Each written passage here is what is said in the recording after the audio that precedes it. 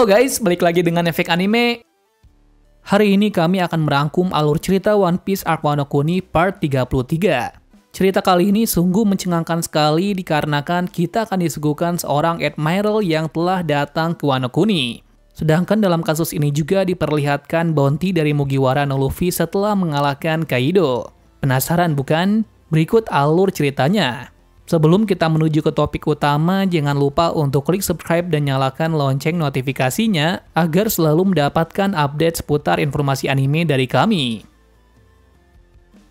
Dan berikut alur cerita One Piece Arc Wano Kuni part 33 versi Efek Anime. Judul pada chapter ini bernama Para Yonko Baru, yang artinya cerita nantinya kita akan disajikan sebuah panel yang membicarakan tentang sesuatu yang berbau Yonko Baru. Awal panel langsung disajikan kakek-kakek di Marijoa, yaitu Gorosei sedang marah-marah akan terbitnya berita yang tidak ingin mereka lihat. Kemarahan ini didasari dengan penerbit berita yang menerbitkan hal yang seharusnya tidak dilakukan. Alasan kenapa mereka marah-marah seperti ini karena penerbit menambahkan nama di pada bounty tersebut. Lantas kenapa mereka semarah itu akan nama tersebut? Yaps, jawabannya sudah pasti, mereka tidak ingin nama di muncul lagi dalam sejarah. Apalagi yang menjadi Yonko kali ini adalah Monkey D. Luffy yang memiliki pengaruh yang besar terhadap era ini. Akan hal itu mereka meminta penerbit pemerintahan untuk mencetak ulang berita tersebut. Apalagi foto dari Nika itu seharusnya tidak diterbitkan dengan jelas pada surat kabar, mengingat Nika harusnya disembunyikan dari balik sejarah dunia. Seseorang dari pemerintahan mengatakan bahwa ia tidak mengetahui tentang hal ini. Bahkan saja foto ini dikirim oleh Gornika dari CP0. Entah kenapa dalam keadaan kepanikan itu mereka tidak bisa menghubungi percetakan. Jadi tetap saja tidak ada hasil sedikit pun. Ternyata yang melakukan semua ini adalah Morgan si burung. Jelas akan berita besar dari Wano Kuni, dia tidak akan menghentikan pencetakan besar ini, dikarenakan disinilah letak menariknya akan dimulai. Kenapa seperti itu? Dikarenakan jika memanipulasi foto dari Luffy, maka berita tidak akan terlalu mencolok. Namun sebaliknya, jika menambahkan foto mistis ini, maka dunia pasti akan tertuju pada hal ini. Dikarenakan ini adalah hal penting yang harus disampaikan. Nah, kenapa Morgan mendapatkan foto dari Luffy pada wujud nikahnya? Dikarenakan transmisi Chipperpol dari Wano terputus tepat setelah mereka melihat kapal dari Big Mom. Artinya dari kata-kata ini ada salah satu anggota dari bajak laut Big Mom yang memberikan foto itu kepada Morgan. Entah benar atau tidaknya yang memberikan foto itu adalah anggota dari Big Mom, tetapi disitulah transmisi terputus, yang artinya berita tersebut beredar pada saat itu juga. Jelas mengetahui berita tersebut, sudah pasti Morgan tidak akan membiarkan semua ini dimanipulasi, mengingat fakta ini lebih menarik dari biasanya. Tak lama setelah penerbitan tersebut, berita itu langsung menyebar cepat ke seluruh dunia. Tercengangnya lagi semua penduduk sangat terkejut akan berita besar ini, karena yang menjadi Yonko pada era ini sangat tak terduga dan tak masuk akal. Berita pertama yang diterbitkan adalah bounty terbaru dari 3 kapten generasi terburuk, yaitu Luffy, Kid, dan Law memiliki bounty yang sama yakni 3 miliar berry. Ketika Killer dan bajak laut Kid melihat berita itu, sangat terkejut sekaligus bahagia, karena mereka tidak menyangka kalau kaptennya akan mendapatkan bounty yang sebesar ini. Yang mana dengan hal ini juga akan membuat bajak laut mereka akan menjadi pusat perhatian dunia, serta selangkah lagi untuk menjadi raja bajak laut. Kid yang melihat berita besar ini sangat marah dan langsung meninggalkan tempat. Tempat yang ia tuju adalah ke ibu kota bunga. Entah apa tujuannya. Yang pasti Killer dan bajak laut hati juga akan pergi ke sana. Alasannya di sana diadakan pesta besar-besaran. Panel pun berpindah dari perjamuan besar di istana, yang mana para koki berjuang sangat keras untuk membuatkan makanan yang spesial untuk pahlawan mereka. Yaps, tentu saja yang hadir hanya Jinbei saja, dikarenakan yang lain sudah bergegas untuk ke ibu kota untuk memulai pesta besar. Tepat sekali dalam pesta itu sangat meriah dan penuh dengan makanan di mulut mereka dengan muka yang penuh senyum. Kemudian dilanjutkan dengan musik spesial dari Brook dan Hiyori untuk mengiringi pesta yang meriah ini.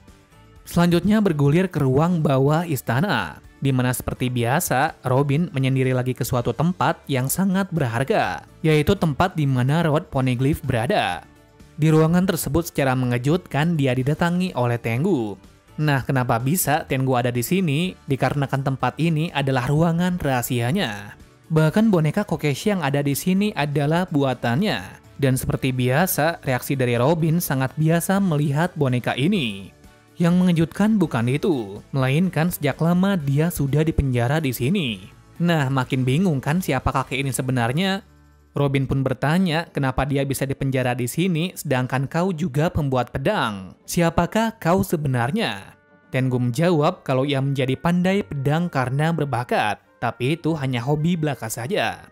Barulah di situ dia menunjukkan identitasnya, yakni identitas yang sebenarnya adalah Kozuki Sukiyaki, sang mantan shogun Wano Kuni, ayah dari Kozuki Oden.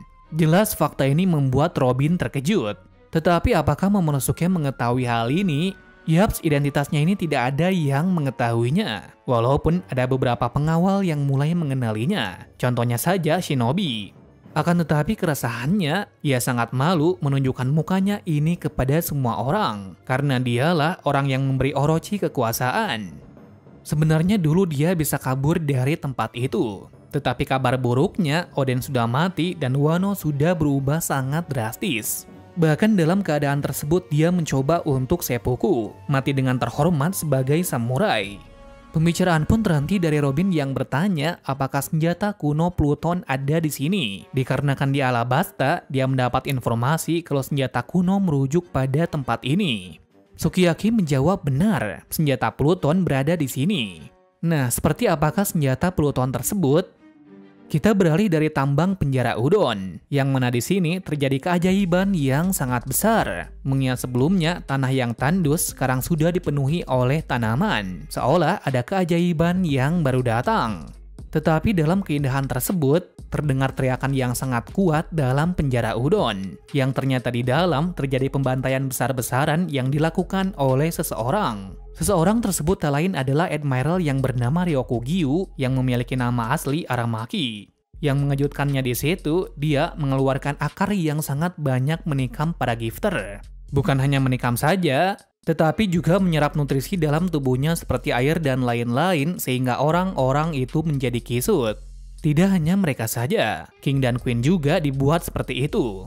Entah bagaimana dua orang komandan ini bisa dengan mudah dikalahkan. Mungkin hal ini karena lukanya belum sembuh dari seminggu yang lalu. Maka dari itu, Aramaki dengan mudah mengalahkan mereka berdua dengan serangan macam ini. Walaupun begitu, tetap saja kekuatan dari Aramaki ini sangatlah overpower. Meskipun dengan sombongnya dia mengatakan kalau kekuatan dari Komandan Yonko tidak lebih besar darinya. Dari kesimpulan tersebut, walaupun karakter ini tidak banyak bicara, tetapi sifatnya itu sangat berkebalikan, yang mana dia sangat brutal, kasar, dan tidak berperasaan. Tak berapa lama setelah menyiksa mereka, dia memanggil angkatan laut untuk membawa kapal perang. Perintah kedua yaitu untuk tidak memberitahukan hal ini kepada Akainu. Alasannya, dia sangat menyukai gayanya, dan saat ini dia sudah tidak sabar mendapatkan banyak pujian darinya. Saat ini dia sudah membayangkan jika berhasil membawa kepala dari bocah-bocah nakal ini, maka dia pasti berkata Ataboy. Entah apa maksudnya, yang pasti Aramaki ini sangat haus akan pujian. Scene berganti pada kemeriahan di tengah ibu kota, di mana semuanya bersorak keras kepada kemenangan aliansi besar topi jerami.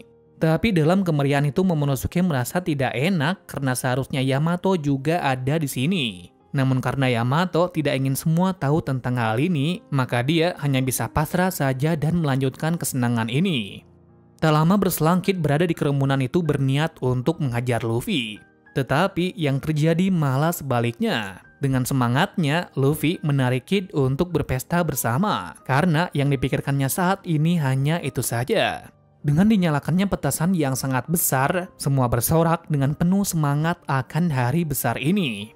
Tidak hanya mereka saja, bajak laut Hati dan bajak laut Kid juga menikmati pesta besar ini bersama-sama. Lalu saking kesalnya, Kid menunjukkan kalau kedatangannya ke sini adalah untuk membunuh Luffy. Alasannya karena sekarang dia adalah seorang Yonko baru menggantikan Kaido.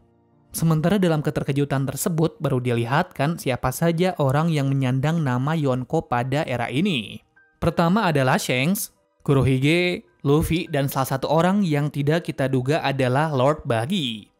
Akhir panel ditunjukkan Aramaki yang sedang menuju ke suatu tempat. Sembari berjalan, tanah yang diinjaknya tersebut menjadi sangat subur seperti bunga. Dan tak kenapa tanah yang tandus ini menjadi indah seperti dulu lagi. Sekarang kita masuk lanjutan cerita kemarin, di mana setelah Aramaki menuju ke ibu kota bunga, ternyata Denjiro dan Akazaya lainnya merasakan keberadaan dari musuh. Tetapi mereka tidak ingin Luffy dan lainnya mengetahui keributan ini. Jadi mereka semua langsung menuju ke sana untuk menghentikan orang tersebut.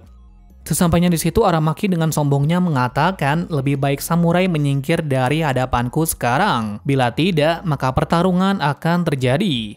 Melihat orang ini, Reizo mengatakan kepada semuanya kalau bocah ini adalah musuh dari Luffy. Maka seharusnya kita para samurai harus menghentikannya. Mendengar perkataan tersebut, Aramaki sangat murka. Alasannya, para samurai tidak mengerti mengenai dunia luar. Terus dia pun memberitahu bahwa Tenryubito adalah dewa, di mana semua pulau akan tunduk di hadapan pemerintah dunia. Dengan kata lain, pulau terisolasi ini tidak memiliki kedudukan yang sama. Sambil berteriak seperti itu, kita dilihatkan kekuatan dari buah iblis dari Aramaki ini. Yang ternyata buah iblisnya bertipe Logia bernama Mori Morinomi. Suatu buah iblis yang mempunyai kekuatan menjadi manusia hutan.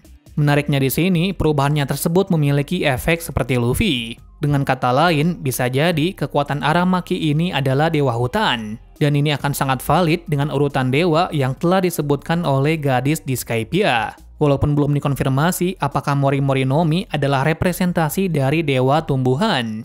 Tetapi dari sini sudah jelas kalau Oda mau menyampaikan bahwa dia adalah dewa hutan. Jadi dengan begini, masih ada dua lagi dewa yang akan muncul pada final saga ini. Lanjut dari pertarungan Aramaki dan samurai, di mana terlihat perubahannya tersebut memanglah sangat mengerikan dan terlihat sangat mendominasi pertarungan. Sambil menyerang samurai, Aramaki masih ngoceh tentang kesenjangan dari Pulau Wano Kuni. Dia mengatakan kalau kehidupan dari manusia sampai saat ini adalah hierarki. Negara yang tidak memiliki hubungan antar negara seharusnya sadar diri, dikarenakan tatanan dunia saat inilah yang membuatnya tetap jalan. Dalam artian lain, hukum melahirkan keseimbangan. Maka dari itu, dia berniat untuk menghabisi semua orang di pulau ini, jika itu diperlukan untuk mendapatkan kepala dari Luffy. Tentu saja mendengar hal itu, Denjiro dan yang lain sangat marah dan menghadang serangannya. Namun secara mengejutkan dari belakang, dengan hakinya yang sangat kuat, Yamato bisa menjatuhkan Aramaki dengan gadanya. Jelas saja Aramaki sangat terkejut dengan serangan itu. Tetapi Yamato langsung mengatakan kalau dia tidak tahu apa-apa mengenai penderitaan negeri ini. Aramaki pun bertanya siapa dia sebenarnya. Dengan sangat lantang dan marah, Yamato menjawab kalau dia adalah putra dari Kaido. Jelas akan fakta itu membuat Aramaki sangat terkejut karena dia tidak tahu akan fakta yang amat besar ini. Kemudian dari belakang Momo juga ikut andil menghentikan Aramaki dengan cara melepaskan Boro Bread. Sayang sekali dia gagal melakukan serangan itu dan menggantinya dengan menggigitnya.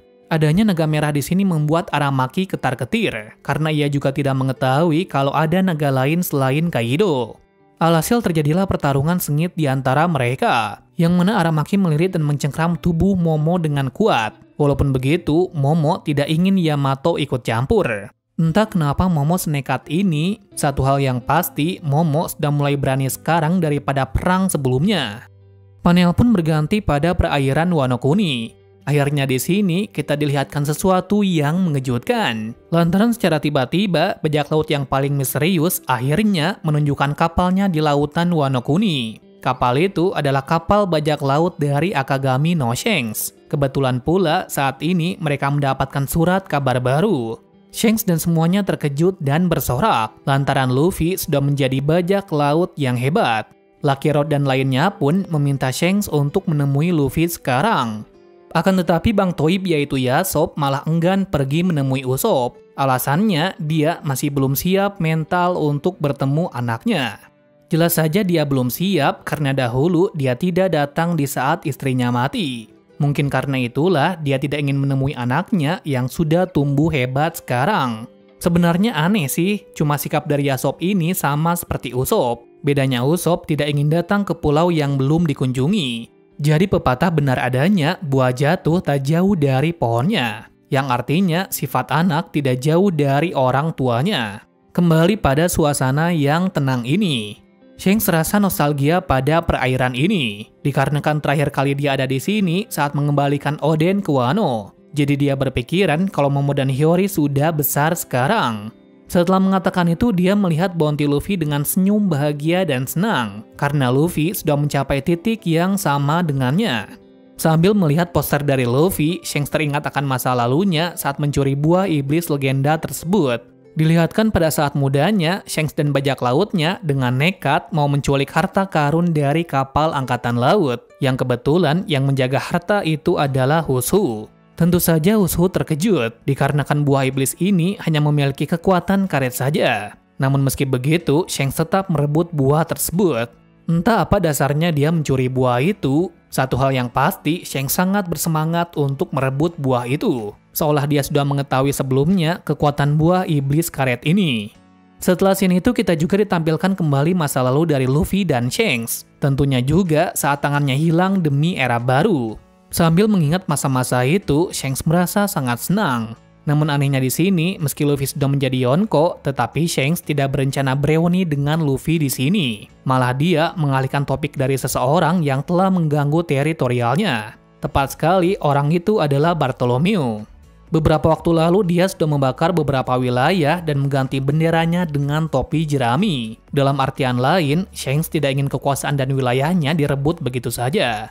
Entah apa alasannya, satu hal yang pasti digarisbawahi di sini ialah Shanks tidak ingin gagal menjalankan tugasnya. Pastinya ada suatu hal yang mengharuskan Shanks untuk bergerak untuk menemui Bartholomew. Mungkin ini ada kaitannya dengan martabat seorang Yonko atau prinsipnya memang seperti itu. Setelah berkata seperti itu, kita dilihatkan panel ganda yang sangat epik dan ditunggu-tunggu oleh fans One Piece. Bagaimana tidak, secara mengejutkan Shanks berkata kepada Ben bahwa saat ini sudah waktunya untuk mengambilnya. Yaps, yang akan diambilnya itu adalah One Piece. Nah, gimana? Epic nggak guys? Shanks yang misterius dan jarang diperlihatkan sekarang sudah mau mengambil One Piece. Apakah itu One Piece? Panel pun dipotong dengan menunjukkan sisi markas besar Angkatan Laut. Pada panel ini menunjukkan 3 orang sedang berdiskusi. Orang itu adalah Akainu, Kizaru, dan orang misterius yang bernama Kurouma. Nama lainnya adalah Tensei atau dalam bahasa Indonesianya adalah kuda hitam. Si Kurouma ini memiliki kedudukan sebagai ketua unit urusan kriminal Angkatan Laut. Dari jabatannya, mungkin kekuatannya seperti Admiral atau sebaliknya. Mereka bertiga sedang berdiskusi mengenai pasukan revolusi yang baru-baru ini mengguncang dunia. Bagaimana tidak, ternyata hasil akhir dari pertempuran besar Admiral Fujitora dan Aramaki melawan Sabo dan lainnya, pemenangnya adalah Sabo. Bahkan yang paling buruk, dia berhasil membawa Kuma dari pulau ini. Sehingga dari kejadian ini popularitasnya menjadi tinggi, serta Sabo sekarang dijuluki sebagai Kaisar Api. Salah satu fakta yang membuat Sabo dikenal dengan julukan itu, ialah karena dia telah diduga membunuh Nefertari Cobra dalam insiden Reverie. Sebab dari itu, setelah menerima surat kabar tersebut, penduduk Arabasta langsung sedih. Sementara itu, Dragon dan lainnya sangat panik melihat Sabo menjadi pembunuh dari salah satu dari 20 kerajaan yang telah mendukung pemerintah. Namun apakah benar begitu kenyataannya? Kami rasa tidak, dikarenakan jika Sabo yang membunuh Cobra, kenapa Vivi menghilang saat insiden itu? Jawabannya adalah bukan Sabo yang membunuh Cobra, melainkan pasukan dari pemerintahan sendiri. Karena kita sudah mengetahui kalau bahwasannya Cobra ingin mengundurkan diri dari aliansi ini. Menurut kami, Vivi tidak menghilang, melainkan diselamatkan oleh Morley dan dibawa ke tempat lain. Sehingga dengan ini, pemerintah tidak bisa membunuhnya. Lanjut dari diskusi yang menegangkan ini. Di sini mereka masih akan mengupayakan cara untuk mengatasi pasukan revolusi serta kondisi dunia baru yang saat ini akan diisi oleh kaisar baru. Selain membahas diskusi ini, kita dikasih satu informasi mengenai Tenryubito yang menolong Shirahoshi, di mana pemerintahan ternyata juga membuat percobaan pembunuhan kepada Saint Nyousguard.